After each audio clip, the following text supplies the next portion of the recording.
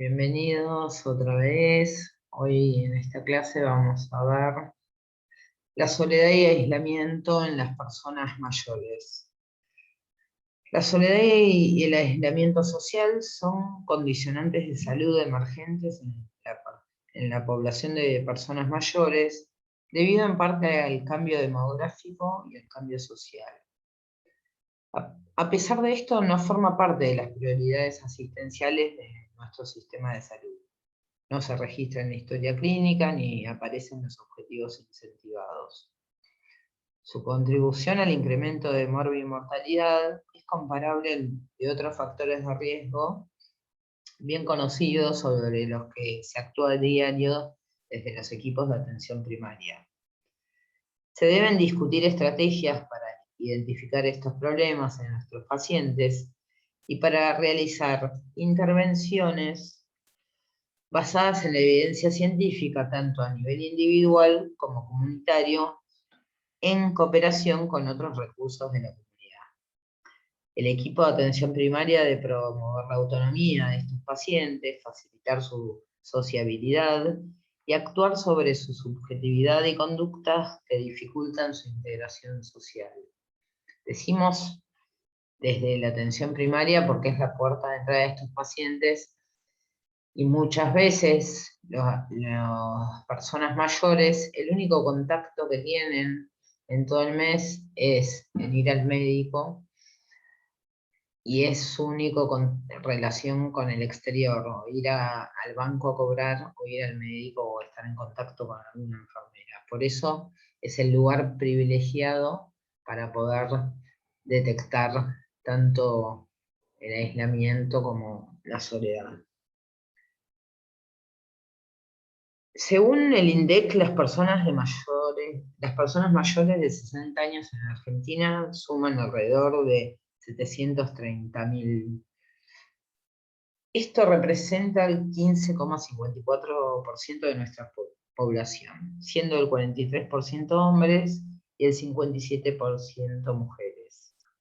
En el 2016 se actualizó a través de una encuesta que se hizo de calidad de vida, donde se vio que, por ejemplo, Cava pasó de 16,4% a un 18% de personas mayores, y Provincia de Buenos Aires pasó de un 10,7% a un 12%.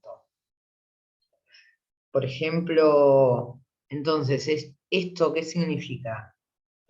Que la calidad de vida de nuestras mayores representa una parte significativa de nuestra población. Alrededor de 500.000 personas mayores de 70 viven en Cava, de los cuales 16.500 residen en residencias de larga estadía. En Mar del Plata, esta franja representa el 28% de la población total, ya que tenemos muchas personas que al jubilarse de varias ciudades del país eligen a Mar del Plata para vivir. Se estima que en 2025 esta población va a alcanzar el 12,7% y en el 2050 el 19%. En la Argentina, 1 de cada 5 personas mayores vive sola, según el informe de la Fundación Navarro Viola y la UCA. Este es un fenómeno a escala global. El 50% de las personas mayores de 85 años en el mundo viven solas. Por eso, por ejemplo, en Inglaterra se hizo el Ministerio de la Soledad, porque se detectó que los mayores de 85 años tenían contactos con el exterior una vez por mes, o sea, o con familiares, o con amigos, o con los servicios de salud. Y en Japón también se instrumentó el Ministerio de la Soledad en el 2020, a partir del aislamiento por la cuarentena, porque allí tienen una alta tasa de suicidio, sobre todo de mujeres, que habían logrado bajarla durante 11 años, y a partir de la cuarentena comenzó a subir la tasa de suicidios en mujeres. El aislamiento social es la situación objetiva de tener mínimos contactos con otras personas, bien sean familiares o amigos, o por estar en residencia de estadía, o por tener alguna patología discapacitante. La soledad, en cambio, es la sensación subjetiva de tener menor afecto y cercanía de lo deseado en el ámbito íntimo. Si es en el ámbito íntimo, hablamos de soledad emocional. Si hablamos de experimentar poca proximidad familiares y amigos, hablamos de soledad relacional. Y de sentirse socialmente poco valorado, soledad colectiva. La emocional hace referencia al grupo de unas 5 personas íntimas a las que podemos recurrir en busca de apoyo emocional en momentos de crisis. Esta situación está muy vinculada a la viudez, afecta tanto a hombres como a mujeres. La relacional se produce en un grupo de 15 a 50 personas con las que simpatizamos. La falta de contactos en este entorno produce soledad relacional y afecta principalmente a las mujeres. Un tercer ámbito es el de la soledad colectiva, que aparece cuando nos sentimos socialmente poco valorados por un grupo entre 150 a 1500 personas con las que interactuamos a través de asociaciones voluntarias, sociedades de fomento, clubes, centros de jubilados. Y este tipo de soledad afecta principalmente a los hombres de esa generación, ¿no? Porque ya ahora las mujeres están incluidas en el mercado laboral, o sea que es un efecto que también en las próximas generaciones de personas mayores lo van a sufrir las mujeres. Los factores de riesgo para aislamiento pueden ser individuales, como los psíquicos, en personalidades fóbicas, que son evitativas, también en la psicosis, donde les cuesta mucho hacer lazo social, las personas también que padecen ansiedad, que se manifiesta a través de ataques de pánico que no pueden salir, en lo físico, en enfermedades graves o discapacitantes, en situaciones de duelos recientes donde la persona está más ensimismada y está más volcada a la introspección o al trabajo psíquico de elaborar su duelo por la pérdida que haya sido. Factores sociodemográficos, el entorno familiar y el social.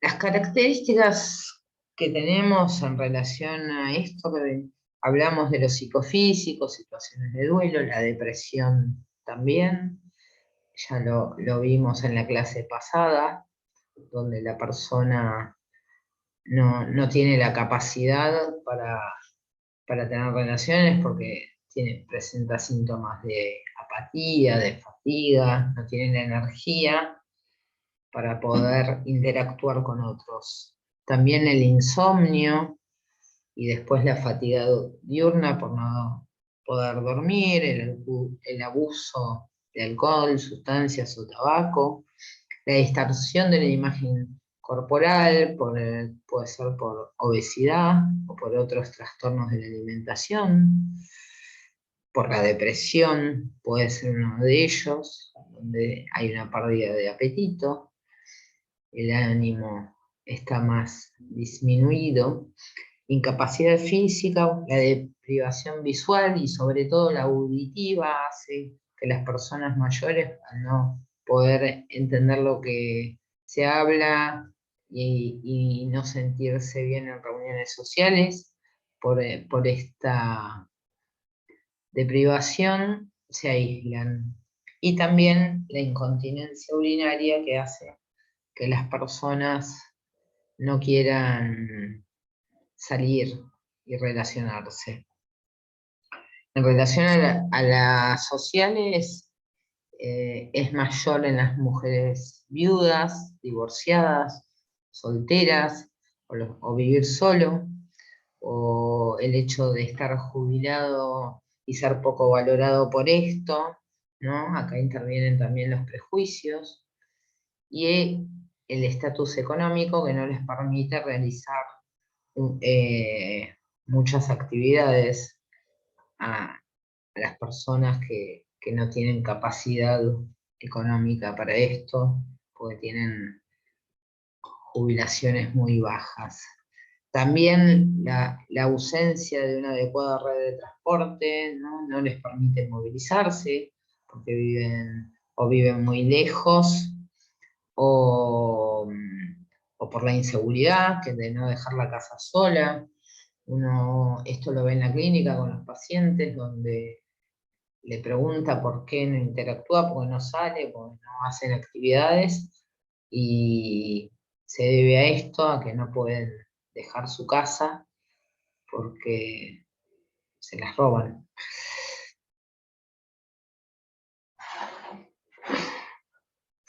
Igualmente, vivir solo no implica forzosamente padecer aislamiento social ni soledad. Las personas que viven solas y que es por elección pueden gozar de una vida activa, familiar y social. Otros que viven en compañía se sienten solos porque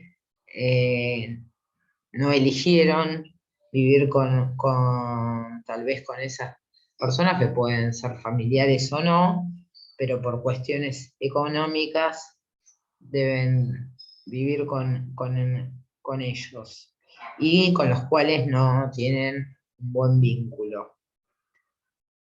Cuando la soledad es una cuestión subjetiva, algo que la persona siente a pesar de estar rodeado de gente, cuando sufrir una perspectiva se atraviesa un duelo, todo duelo también nos confronta con la soledad, o sea, la ausencia del otro, ¿no?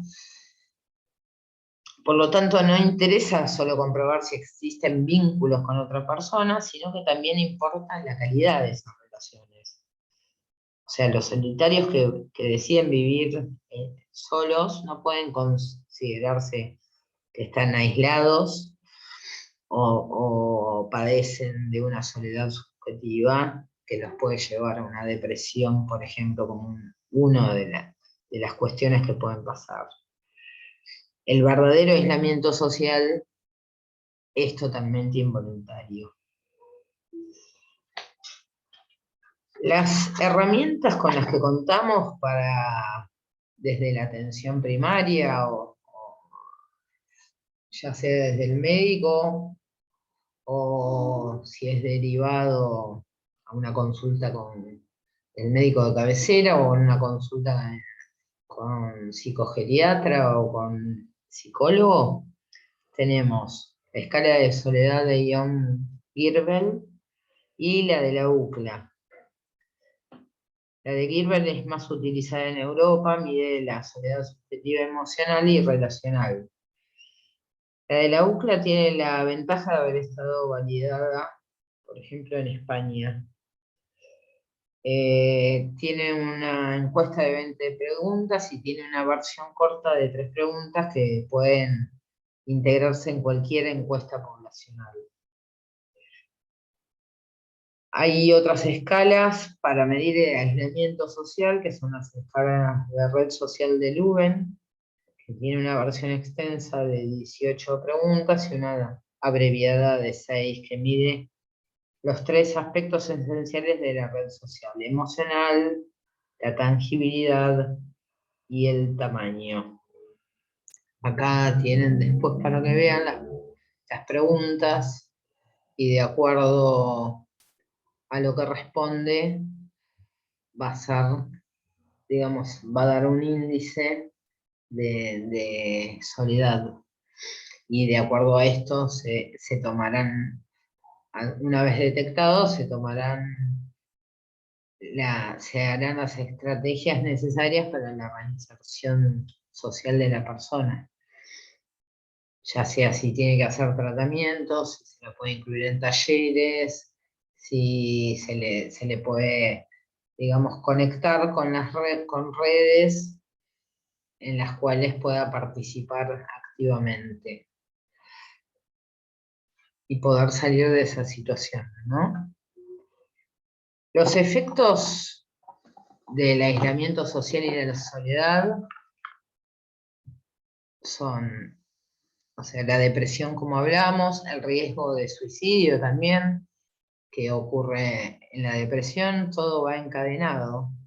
El riesgo de tabaquismo, de consumo excesivo de alcohol, de juego patológico, también de conductas agresivas y de ansiedad social. El de deterioro cognitivo es un factor que es independiente y que puede predecir, predice, según estudios, un 50% de que haya un deterioro cognitivo leve que puede evolucionar a una demencia. Este es un estudio en el que se midió el deterioro de las relaciones entre las personas mayores, entre sus relaciones de pareja, con familias y amigos, y cómo el deterioro de estas relaciones predice la depresión. Y el puntaje es bastante alto. Luego este estudio se hizo sobre personas mayores, 1200 personas que vivían solas en su domicilio, se las siguió a 3, y se vio que a 3 años aumentaba en un 60% el riesgo de demenciarse. Por lo cual es muy importante que desde nuestro trabajo podamos generar redes sociales. En este estudio se hizo en varios países, Dublín, Taiwán y en Chicago, donde se vio cómo la soledad estaba asociada a déficit cognitivo, a la disminución de velocidad de procesamiento y disminución de la memoria social, el aislamiento eh, estaba evaluado con una que es la escala de aislamiento que habíamos visto antes. Después en el estudio de Taiwán se usó la escala de presión pediátrica y la escala de aislamiento. También se vio disminución de la atención, de la orientación, de la abstracción, de la fluencia cognitiva, y acá más asociado a soledad. Y el déficit de orientación asociado a la depresión, y que ambos modifican la cognición global. En el de Chicago, lo que se vio, en un estudio que se hizo 800 sujetos que vivían aislados, que tenían 2 veces más posibilidad en un seguimiento a 4 años de tener enfermedad de Alzheimer. Entonces, lo que acá vemos, cómo el aislamiento y la soledad influyen decisivamente en el bienestar y la calidad de vida de las personas mayores, que una red social satisfactoria promueve comportamientos y hábitos saludables. En consecuencia, la soledad aumenta el riesgo de sedentarismo, de tabaquismo, de consumo de alcohol, porque no hay un otro que me mire, que me pueda corregir, que me escuche, que me contenga. En relación a la explicación fisiológica del aislamiento y la soledad, como veíamos con todos los déficits que se producen en relación a la cognición, podemos decir que el aumento de los hábitos no saludables, como la desregulación biológica provocada por la misma soledad o por el aislamiento social, es la respuesta al estrés de los sistemas endocrino, cardiovascular e inflamatorio. La elevada resistencia vascular, la presión arterial y la actividad adrenocortical del eje hipotálamo hipofisiario, así como el menor control inflamatorio y la reducción de la respuesta inmune. O sea que vemos que sucede lo mismo a nivel biológico de lo que habíamos visto tanto en la depresión como en el deterioro cognitivo. O sea que el aislamiento y la soledad, si bien no son patologías, son tomadas como tales por los efectos que producen. Producen riesgo de enfermedades de ACV recurrente, aumento de resistencia vascular, aumento de la presión arterial, riesgo de caídas, porque la persona, si no sale, si no se mueve, si no realiza actividad física, tiene mucho más riesgos, tiene más riesgos hospitalarios, más institucionalizaciones, más atención domiciliaria, por lo tanto, una mortalidad prematura también, ¿no? Bueno, esto es lo mismo que hablamos. Y las pobres relaciones sociales están asociadas a un 29% de aumento de riesgo de enfermedad cardiovascular y un 32% de aumento de riesgo de accidente cerebrovascular. Esto es lo que hablamos antes, de que los mecanismos por los cuales el aislamiento deteriora la salud, se aumenta el tono simpático, disminuye el control de la inflamación y deteriora el sueño. Aumenta la resistencia vascular, presión arterial y el cortisol. Entonces hay reducción de la respuesta inmune, alteración del hemograma, aumenta la depresión, el estrés, pobre autocuidado, pobre adherencia también a la medicación, y por lo tanto hay correlación entre depresión, enfermedad cardiovascular y soledad. Por lo cual debemos hacer prevención en personas que no tienen red social. Tiene que ser un tema de atención primaria de la salud. ¿Por qué? Porque vamos a mejorar el contacto social y vamos también a promover disminución de las tasas de suicidio y también vamos a prevenir en lo posible el deterioro cognitivo. Entonces, ¿cómo intervenimos para poder neutralizar estos factores de riesgo? Porque son factores de riesgo que tal vez tienen más importancia que otros, la soledad y el aislamiento como vivimos. No recae solamente sobre la atención primaria, también sobre la familia, la comunidad, los servicios sociales y de salud pública tienen un papel central. Las personas mayores están y se sienten menos solas cuando viven en comunidades que cuentan con mayor capital social.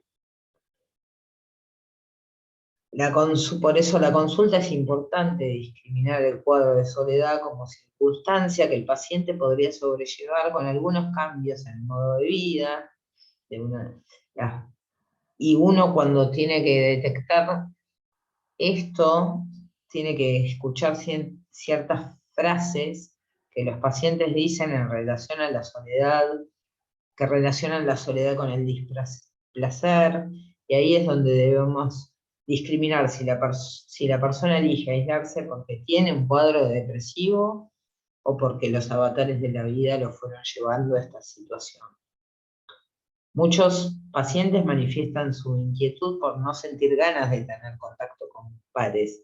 En cambio, otros tienen esas ganas, pero no encuentran un ámbito adecuado para canalizarla. Entonces, el primer paso es poder identificarlas para que nuestra actividad profesional sea más efectiva y menos medicalizadora. Tenemos que centrarnos más en las causas y menos en las manifestaciones. La búsqueda de la presencia de soledad no tiene que ser universal. Hay características como las que vimos, sociodemográficas, físicas, psicológicas, económicas y ambientales o determinadas situaciones vitales por las cuales podemos identificar a las personas de alto riesgo, como dijimos, las mujeres viudas, solteras, de pobre nivel educativo, bajo nivel educativo, socioeconómico, son las más susceptibles. En capacidad física, los problemas de visión, también como hablamos, el abuso de alcohol, son factores de riesgo que tenemos que poder individualizar. Una vez identificados, debemos poder intervenir de forma individual y también comunitaria. Siempre vamos a tener que si queremos que los pacientes, las personas mayores, puedan relacionarse y actuar en red, nosotros también tenemos que trabajar en red para que eso suceda desde nuestro lugar. O sea, tenemos que tener el conocimiento de los espacios y de los dispositivos con que se cuentan, tanto a nivel de lo que puede ser local, como a nivel provincial, a nivel nacional, hacia los cuales podamos orientarlos para lograr esa resocialización. Entonces, las intervenciones encaminadas a reducir la soledad y el aislamiento se deben basar en mejorar las habilidades sociales, promover el soporte social, aumentar las oportunidades para la interacción social y actuar sobre los pensamientos sociales maladaptativos. Es importante que no solo nos limitemos a dar soporte a las personas aisladas, sino que consigamos que ellas sean las que devuelvan el soporte y participen en las actividades de ayuda mutua, por ejemplo, o en actividades recreativas o educativas o físicas, de actividades físicas. Entonces, tenemos que apuntar no solo hacia las actuaciones curativas, sino también a las preventivas para mejorar su nivel de autonomía, que va a influir directamente en su sociabilidad. Entonces vamos a trabajar en colaboración con organizaciones y servicios sociales de la comunidad para promover actuaciones que ya han demostrado ser efectivas.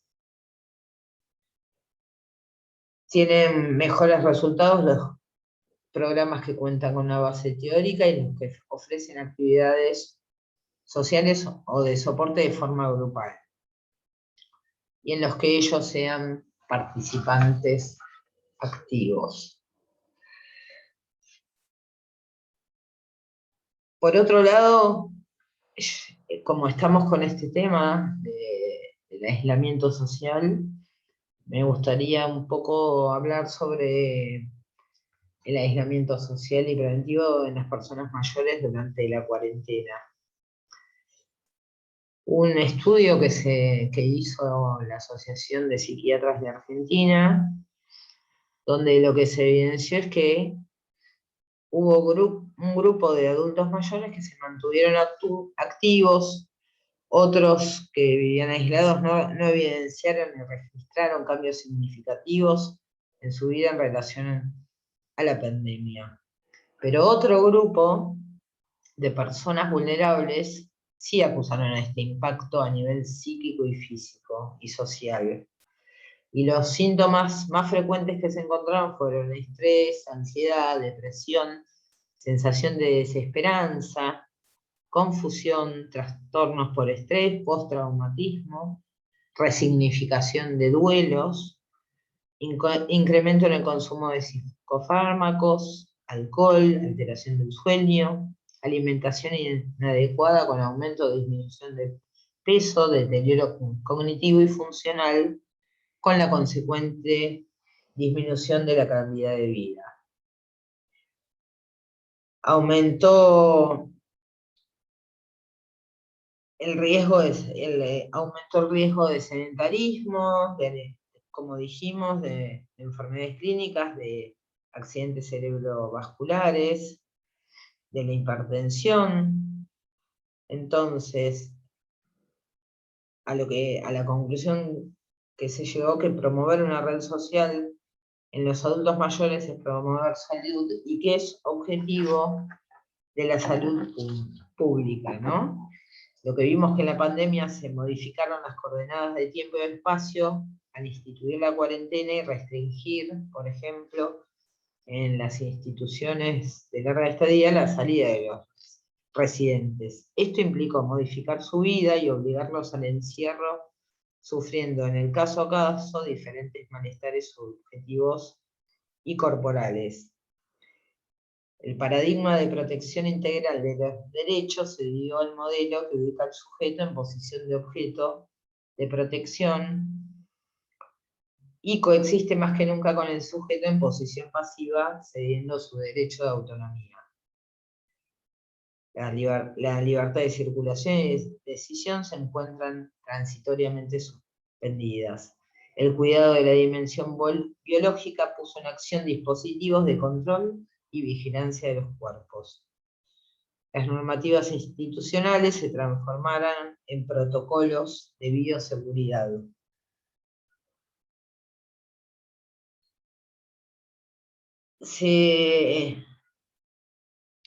Más allá de esto, también como se trató de evitar los contactos por esta cuestión que hablamos, algunas instituciones pudieron pensar métodos alternativos, como la telemedicina. Entonces la creatividad fue importante para responder a ciertas demandas del tipo de los pacientes, instituciones y de la seguridad. Se modificaron los encuadres, se empezaron a realizar con la familia videollamadas. Algunos pacientes tomaron el cambio con naturalidad y no observaron dificultades, mientras que una minoría no lo pudo hacer debido a déficit cognitivo o sensorial. Con estos pacientes fue fundamental el trabajo con el personal de la institución. El aislamiento interfirió y sigue interfiriendo en la mayoría de las prácticas sociales con el costo subjetivo. Muchas personas se beneficiaron porque pudieron incorporar la tecnología. Otros no, porque tenían hipoacusia, dificultades visuales o deterioro cognitivo, o no contaban con los recursos económicos. Lo que sí permitió, los que accedieron a la tecnología, descubrió un mundo que hasta poco era solo patrimonio de los jóvenes. Entonces la brecha generacional y digital de la prepandemia se redujo. Sobre las medidas que recayeron sobre los adultos mayores, podemos pensar que muchas fueron,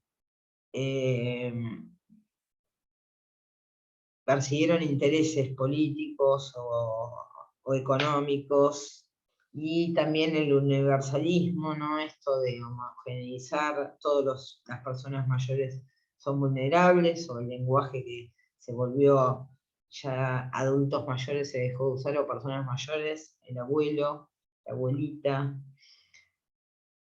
Entonces, si se homogeneizó y la singularidad desapareció. Y aparte de tratárselos de vulnerables, ya venían sufriendo vulneraciones y violaciones a sus derechos de salud, ¿no?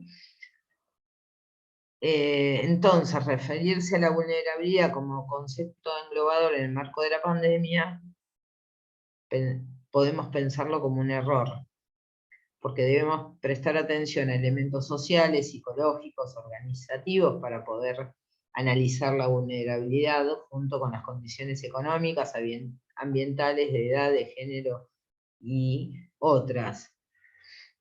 Porque también debemos incluir las capacidades. Ningún grupo social, ninguna persona, ningún colectivo es solo vulnerable. Definir a cualquiera de ese modo es algo que atenta contra la ética, estigmatiza y limita el ejercicio de sus derechos. Poner el énfasis solo en la vulnerabilidad sin tener en cuenta las capacidades es otro de los errores que se ha cometido con las personas mayores, alejándolos no solo de los controles de salud, sino también aislándolos socialmente. Podemos decir los vulnerables, vulnerados. Entonces, tenemos que pensar que las decisiones,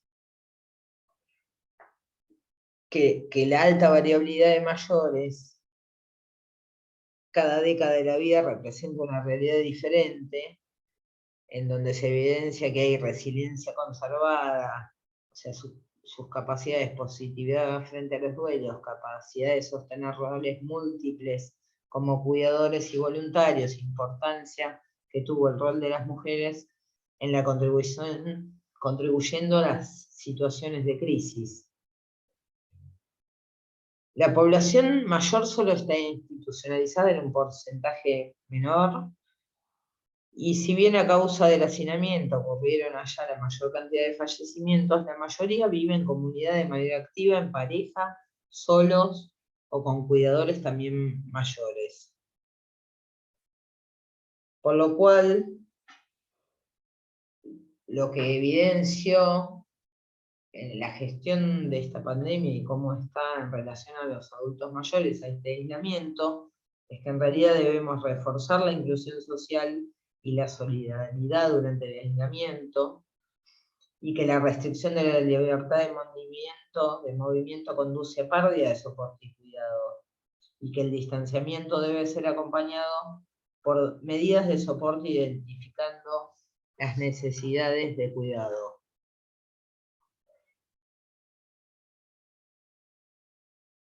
Frente a todo esto, lo que encontramos frente a la pandemia, frente a la muerte, frente a las infecciones, vimos que todos los grupos en general sufrieron el confinamiento forzoso y prolongado, que puede provocar sentimientos de soledad no deseada, disparar reacciones patológicas como ansiedad y depresión. Pero lo que vimos es que las personas mayores llegan con herramientas, con una programación ontológica y hasta la certeza vital de que a un día estarán solos. Y esto ha sido y es un factor protector frente a la pandemia. Bueno, hasta acá llegamos. Terminamos con la clase.